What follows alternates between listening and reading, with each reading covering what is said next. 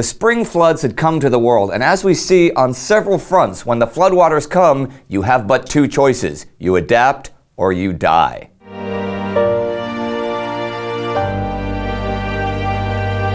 I'm Indy Nidell. Welcome to the Great War. Last week, the British relief force on the Tigris River pushed back the Ottomans but was unable to break through and relieve the army under siege at Kut. The major Russian offensive around Lake Narok ended with the Russians taking over 100,000 casualties in total, 5 times more than the Germans. And on the western front at Verdun, the week was marked by a new German push that degenerated into a 5-day artillery war. Here's what came next. In Mesopotamia, it was the now familiar story of disappointment. The floodwaters of the Tigris had hemmed in the advancing British relief forces to a narrow strip of land where only frontal assaults were possible. And since they had failed on the east bank of the river, they now tried on the west, on the 15th and 17th, to break through the Beit Aissa trenches in front of the lines of Es-Sin. But all progress was soon negated by Ottoman counterattacks. Then, on the east bank at Sanaiyat, the British were forced back half a kilometer on the 19th. They tried one last time to break through there on the 22nd, but it was really a lost cause, and it looked like just another depressing failure for the relief force. The Turks had fought them to a standstill, and they had taken in total 23,000 casualties, almost twice as many men as were under siege in Kut. The following day, the SS Julnar failed to break through the river blockade and supply the besieged. Julnar was a paddle steamer carrying 15 volunteers and 270 tons of food.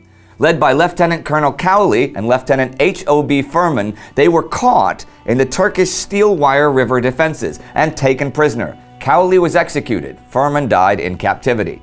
Now, in Kut itself, Charles Townshend's soldiers had first been reduced to eating their horses and eventually taking opium pills to stop the hunger pangs. The British had actually begun dropping supplies into Kut by air, the first time aircraft had been used like that. But the amounts that could be flown in by those primitive machines were of no real practical assistance to Townshend and his men, and time was running out. But if the Turks were successful there, they were anything but successful further west. The Russian advance on the Caucasus front continued as the Russians took the major Turkish Black Sea port of Trabzon. Coming not too long after the fall of Erzurum, this was another big victory for the Russians. Russian General Nikolai Yudenich had split his forces, so one group had just taken a major supplying point. The other group made advances upon Bitlis, which was the gateway to Mesopotamia and central Anatolia. If the Russians could take that, they could then possibly split the Ottoman Empire in half and even link up with British forces coming from the Suez Canal and Egypt, trapping Ottoman forces between them. And Russia needed this victory. Over the past 5 weeks, they had sent hundreds of thousands of men into battle on the Eastern Front, taking many times the losses that the German and Austrian enemy did. The reason for the haste was to try and gain new and better positions before the spring thaws came. And guess what? They had come. The roads in many places were now rivers of mud. Creeks and rivers were now torrents and flooded their banks, making many roads impassable even to infantry, and large mass movement was impossible, and you certainly couldn't shift any artillery and heavy ammunition either. There was still fighting the whole time, but it was primarily things like scouting detachments fighting each other, and almost all on a small scale. By this week, the ice had all broken up in the north, and the floods had at least stopped rising, and in places like the Pripyat marshes, both sides now made considerable activity by boat. Here's a description from a correspondent of the Russian paper Russkoye Slovo. The marshes have awakened from their winter sleep. Even on the paved roads, movement is all but impossible. To the right and left, everything is submerged. But however difficult the operation, the war must be continued, and material obstacles must be overcome. Sentries and patrols move in boats. Reconnoitering parties travel in boats. Fire on the enemy in boats, and escape in boats. The great marshy basin is full of new boats called baidaka, constructed to hold 3 or 4 men. The boats are flat-bottomed and steady. Men carried them on their shoulders, and when they came to deep water, just threw them down and paddled to the other side. The water was everywhere, and rivers now stretched out to the horizon, and men paddled and punted all over them in eerie silence. In spite of this, there were attempts at regular warfare. At the beginning of the week, the Russians tried several attacks on the army group Prince Leopold of Bavaria in the Servech River region. These were unsuccessful, as were scattered German attacks. On April 15th, the Germans attacked with artillery and poison gas, but couldn't get anywhere, and for the rest of the week, it was mainly artillery versus artillery. However, at the end of the week, the German scouting parties across the river Schara, north of the Oginsky Canal, were surrounded and annihilated. It seems weird to talk about such small numbers on the Eastern Front when, for the past few weeks, we've been talking about offensives that involved 500,000 men. But at the moment, the big numbers were on the Western Front at the Battle of Verdun. Now 2 months old, there was no end in sight, and this week was business as usual, with the Germans bombarding Avoukar Wood and Côte 304, and the French advancing near Mortain. But hey, since I just talked about the Russians, I'm going to mention them again here. During April, the Russian 1st and 2nd Brigades, 18,000 men strong, landed at Marseille in France for service on the Western Front. And they had gone the long way around, the Trans-Siberian Railway, then Singapore, then across the Indian Ocean to the Suez Canal, and across the Mediterranean.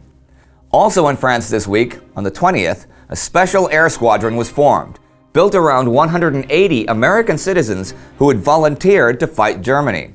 Called the Lafayette Escadrille, it would shoot down upwards of 200 German planes, while losing only 51 of its volunteers. I'll turn my attention now from the skies to the seas. On April 20th, the merchant steamer Odd attempted to land off the coast of Ireland. It was, in reality, a disguised German ship. Now, since the beginning of the war, the Irish nationalist Sir Roger Casement had been pressing the Germans to use the potential of an Irish rebellion against Britain. Now, at his doing, the Odd traveled with 20,000 rifles, 10 machine guns, and 1,000,000 rounds of ammo. It was intercepted by a Royal Navy sloop and scuttled itself rather than have the cargo captured. Now, Casement himself went from Germany to Ireland by sub and landed in an inflatable raft. 4 days later, he was caught and was eventually executed for treason. And here's a random note and some numbers to end the week. On April 19th, German Field Marshal von der Goltz died and was possibly assassinated by an Albanian officer, but he died in Asia Minor. And now because you asked, in the fighting last year, 1915, more than 7,000 Indian soldiers had been killed on the Western Front, 1,700 at Gallipoli, and more than 29,000 in Mesopotamia. According to Martin Gilbert, 850,000 Indian soldiers left India during the war, and 49,000 of them were killed in action. India manufactured more than 555 million bullets and over 1 million shells, and 55,000 Indians served in the labor corps as bakers, butchers, shoemakers, and so forth, often within range of enemy guns. And the week comes to an end. British desperation in Mesopotamia, the Russians taking Trabzon, and scattered action on both the eastern and western fronts. And floods sabotaging the eastern and Mesopotamia fronts. You couldn't count on traditional transport there, could you? Or regular artillery. So what could you count on? Well, there were two things you could always count on. And so I'm going to end with a poem, The Kiss by Siegfried Sassoon, an ode to the bullet and the bayonet. To these I turn, in these I trust, brother lead and sister steel.